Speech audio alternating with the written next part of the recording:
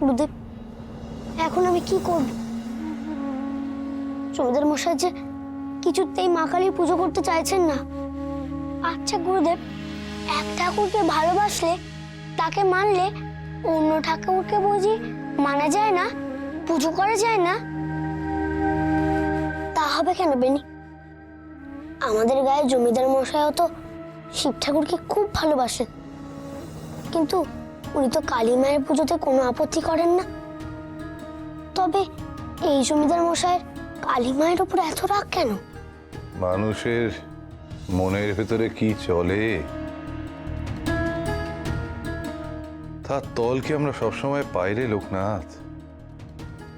এমনও তো হতে পারে ওই রাগের আড়ালে জমিদার মশাইয়ের কোনো গোপন অভিমান আছে। অভিমান? মায়ের উপর আবার অভিমান হয় নাকি?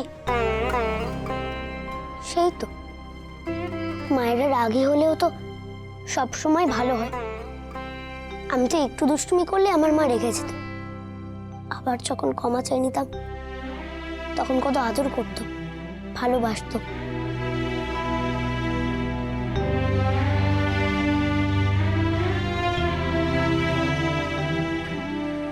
খিদে পেলে কেমন করে জানি মা আগেই টের পেয়ে যেত।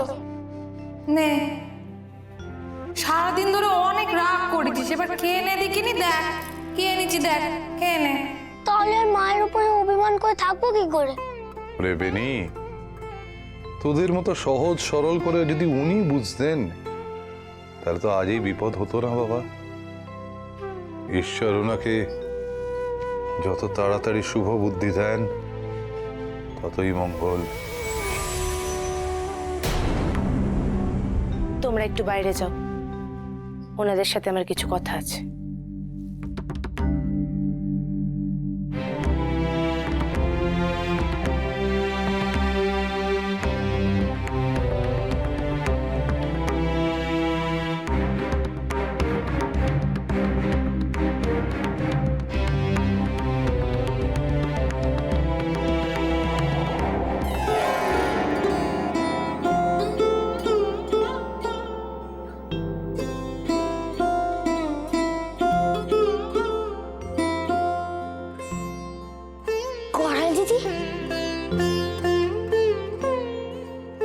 বাড়িতে বড় বিপদ রে লোকনাথ।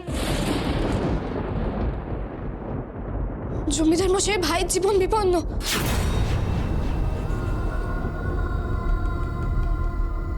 তুই যেমন করে হোক ওনাকে বাঁচা ভাই। আমরা তো এখানে এসেই সেই কথা শুনেছি করে দিদি, কিন্তু আমরা যে বন্দি এখানে। আমার অনুচরদের আঘাতে উনি আজ মৃত্যু সজ্জায়। ওনার কিছু হলে যে আমি কোনোদিন নিজেকে মাফ করতে পারবো না। গুরুদেব, তবে কি মানুষটা আর সত্যি বাঁচবে না? আচ্ছা মা, মা আপনি কি ছোট জমিদার মশাইয়ের জন্ম তারিখ জানেন? জানি, 12ই অগ্রাণ। কোন বছর তাও বলতে পারবো, আমার শাশুড়ি মাতার কাছে শুনেছি।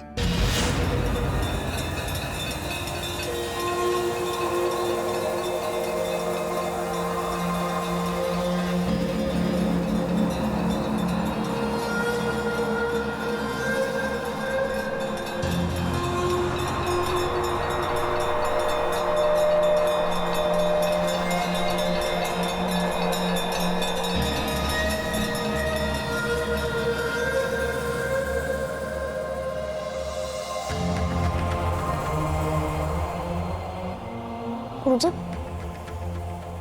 কি দেখছো? লোকনাথ, মৃত্যু ফাঁড়া আছে ছোট জমিদার মশাইয়ের।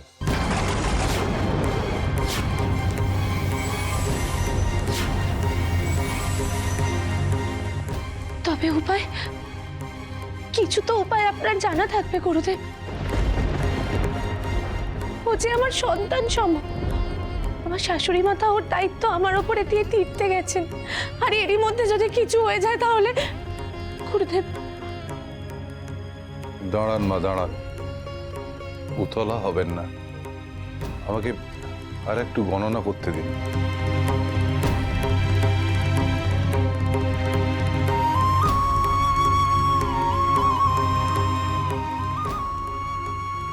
স্ত্রী ভাগ্যে ওনার প্রাণ রক্ষার একটা সম্ভাবনা আছে।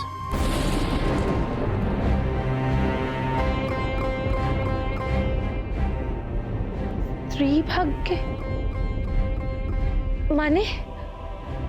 শিব সতী নামক একটি যজ্ঞ আছে মা, যাতে মৃত্যু পথযাত্রী কোনো ব্যক্তি স্ত্রীকে মায়ের পুজো করে তারপর শিবযজ্ঞ করতে হয়। এই পুজো যদি ছোট জমিদার মশাই স্ত্রী করেন তাহলে ওনার প্রাণ বাঁচবে। না না, মায়ের পুজো যে এ বাড়িতে আমার স্বামী কিছুতেই করতে দেবেন না। মা, মাতৃমূর্তিকে পুজো না করে শিবের এই যজ্ঞ যে সম্পন্ন হবে না মা। যার প্রাণ রক্ষার জন্য এই যজ্ঞ, তার স্ত্রীকেই করতে হবে মা কালীর পুজো।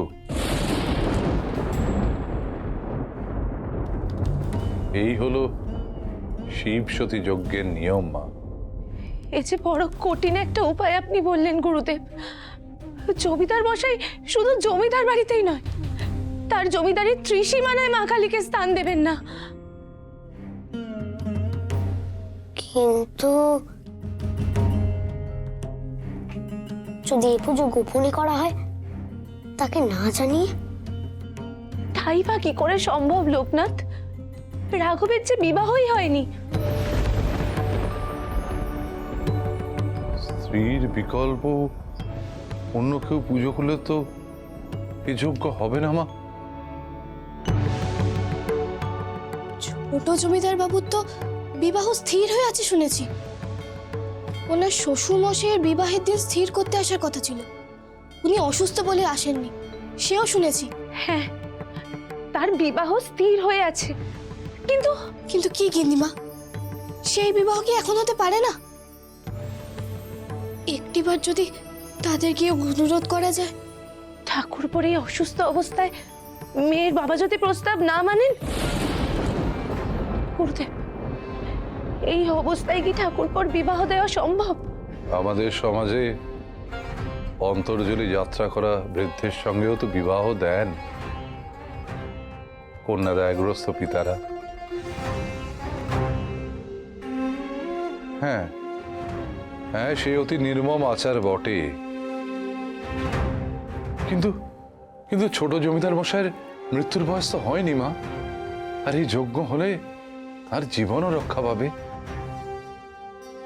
তারা তারা কি চাইবেন না তাদের হবু জামাইয়ের প্রাণ বাঁচাতে? আমি জানি না গুরুদেব, আমি সত্যিই জানি না তারা আমার এই প্রস্তাব মেনে নেবেন কিনা।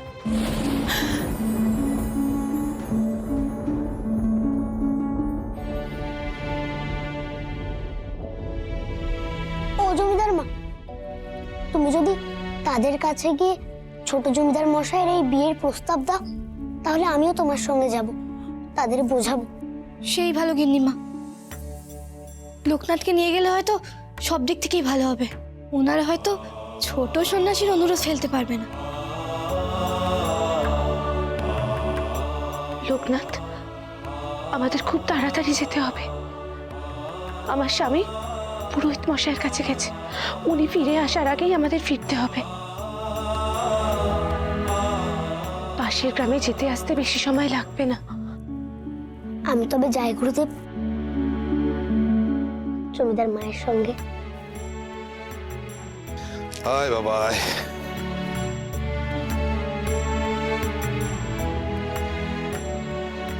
ঈশ্বর তোদের যাত্রার উদ্দেশ্য সফল করুন। আয়। জমিদার মা, দেখো মা ঠিক একটা উপায় বের করে দেবে। তুমি ঠাকুরপোকে একটু দেখো, আমরা বেশি দেরি করব না। সাবধানে যাবেন।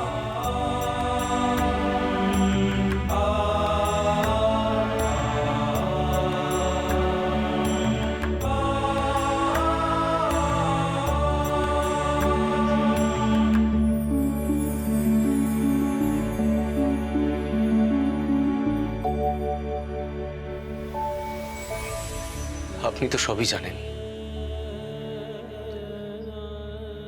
আমার ভাইয়ের ভাগ্যে যে এত বড় বিপর্যয় লেখা আছে সেটা আমি স্বপ্নেও ভাবতে পারিনি।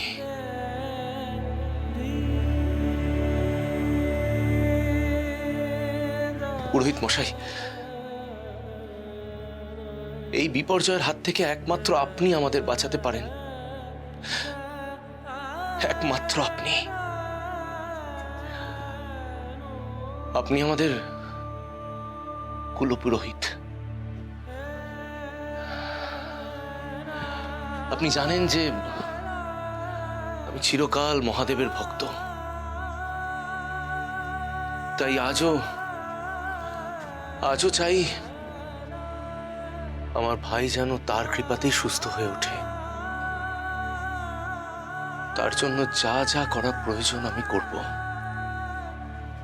প্রয়োজনে বাবার স্থানে আমি নিজে জল বই নিয়ে যাব, নিজে। পুরোহিত মশাই, আপনি শুধু আমাকে উপায় বলুন, কোন উপায় বাবার পুজো করলে আমার ভাই সুস্থ হয়ে উঠবে। আপনি শুধু আমাকে উপায় বলুন। আমি আর কি বলবো জমিদার মশাই, বিধান তো স্বয়ং ঈশ্বর আপনার সামনে এনে দিয়েছেন।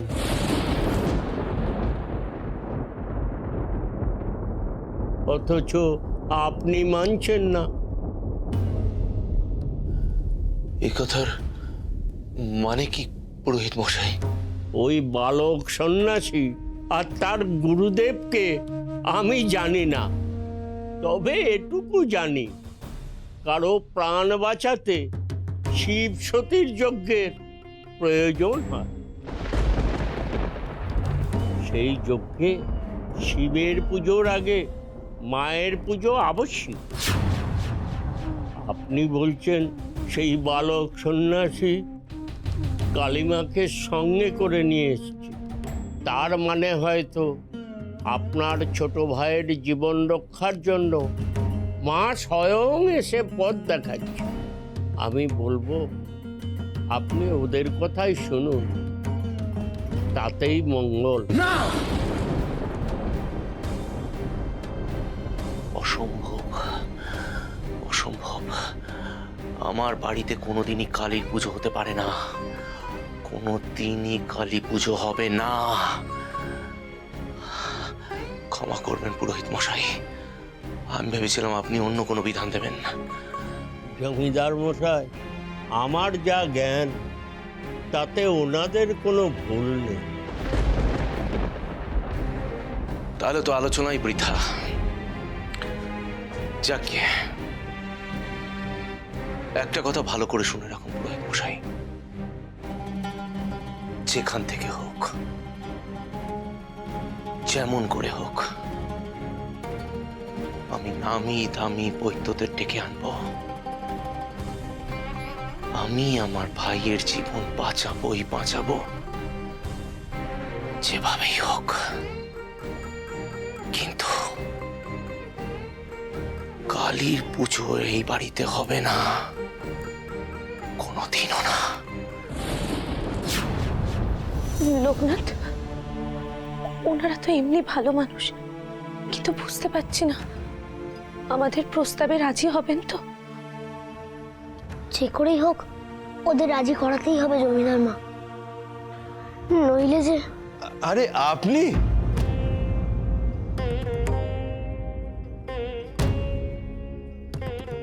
এসেছেন? আর দাসী এমন ভাবে বললো মনে হলো সাধারণ কেউ এসেছেন দেখা করতে। আপনি দাঁড়িয়ে আছেন কেন? ছি ছি ছি, আপনি বসুন, আপনি বসুন, একটু জল মিষ্টি। না না, আজ আর বসবো না। আসলে আমরা একটা খুব জরুরি দরকার এখানে এসেছি। আপনাকে এমন দেখাচ্ছে কেন? সব ঠিক আছে তো?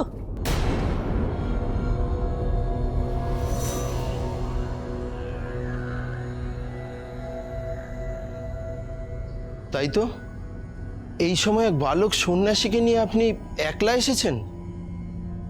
এটা তো আমার আগে খেয়াল করা উচিত ছিল। আপনাদের গৃহে সব কুশল তো?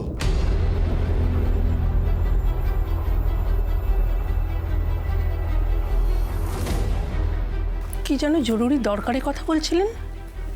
কি প্রয়োজন বলুন তো? আমরা তো আপনার নিজের লোক এখন, আপনি দ্বিধা না করে বলুন। আসলে আমরা রাঘবের বিয়ের ব্যাপারে কথা বলতে এসেছিলাম। বিয়ের ব্যাপারে? সে ব্যাপারেই তো পাকা কথা বলতে আমি যাচ্ছিলাম আজ,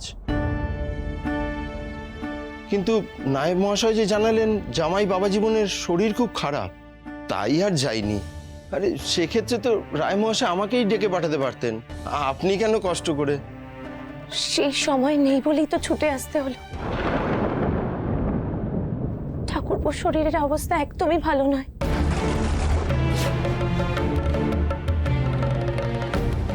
কেন, কবরেজ মশাইয়ের ওষুধে কি কাজ করেনি?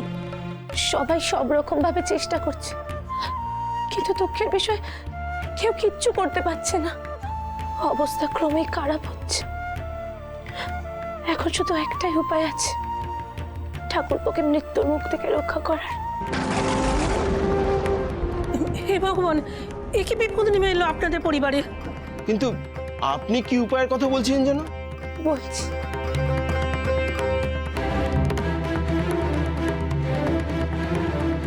শিব সতী নামক একটি যজ্ঞ আছে মা, যাতে মৃত্যু পথযাত্রী কোনো ব্যক্তির স্ত্রীকে মায়ের পুজো করে তারপর শিবযজ্ঞ করতে হয়।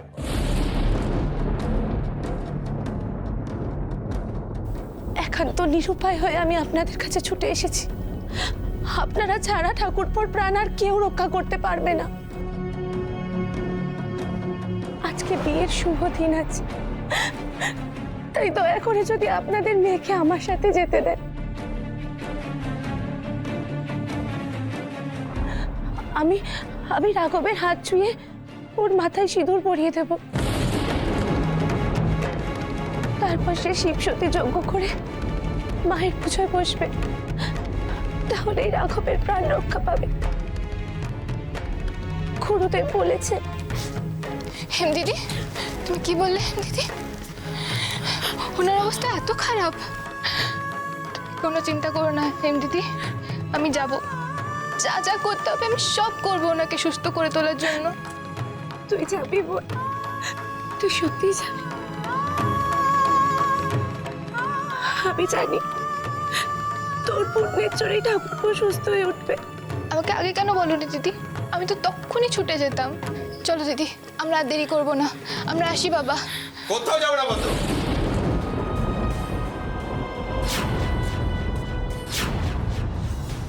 ঘরে যাও তুমি। এ আপনি কি বলছেন জমিদার মশাই? আপনার জামাইয়ের প্রাণ সংশয় হবে জেনেও আপনি আপনার মেয়েকে আটকাচ্ছেন? সে আমার জামাই নয়, হবু জামাই। আর আপনি যখন বলছেন তার প্রাণের কোনো নিশ্চয়তা নেই, তখন জেনে শুনে নিজের মেয়েকে কি করে বৈধব্যের দিকে ঠেলে দিই বলুন তো? কালীমাকে প্রতিষ্ঠা করলে ছোট জমিদার বাবু সম্পূর্ণ সুস্থ হয়ে উঠবেন। এই দেখো না, এই মূর্তিটা আমি নিয়ে এসেছি জমিদার বাড়িতে প্রতিষ্ঠা করবো বলে। মা নিজে আমাকে পাঠিয়েছেন। বাবা, তুমি ছেলে মানুষ, বাপ মায়ের দুশ্চিন্তা তুমি বুঝবে না। যদি তোমাদের ছোট জমিদার বাবু সুস্থ না হন, সারা জীবনে বৈধব্য যন্ত্রণা আমার মেয়েকে বইতে হবে। ওইটুকুনি মেয়ে বিধবার বেশে চোখের সামনে ঘুরে বেড়াবে, আমি সেই যন্ত্রণা সইতে পারবো না। মা, তুমি কেন এত ভাবছো? এই বালক সন্ন্যাসী আর তার গুরুদেব যখন বলেছেন। পদ্ম আমাদের বড় আদরের মেয়ে, জেনে বুঝে তাকে এই অনিশ্চিত ভবিষ্যতের দিকে কি করে ঠেলে দিই বলুন? বোন, বোন তুই কি চাস না তোর হবু স্বামীর প্রাণ রক্ষা? পদ্মর বয়স অনেক কম, তার আবার কিসের মতামত? আমি তোমাদের বলছি, বিশ্বাস করো, ছোট জমিদার বাবুর কোনো ক্ষতি হবে না। একবার বিয়ে হয়ে ছোট জমিদার বাবুর স্ত্রী পুজো দিলেই তিনি সুস্থ হয়ে উঠবেন। তোমরা কি মায়ের কথাও বিশ্বাস করো না? আপনারা আসুন, ভগবান আপনাদের মঙ্গল করুন।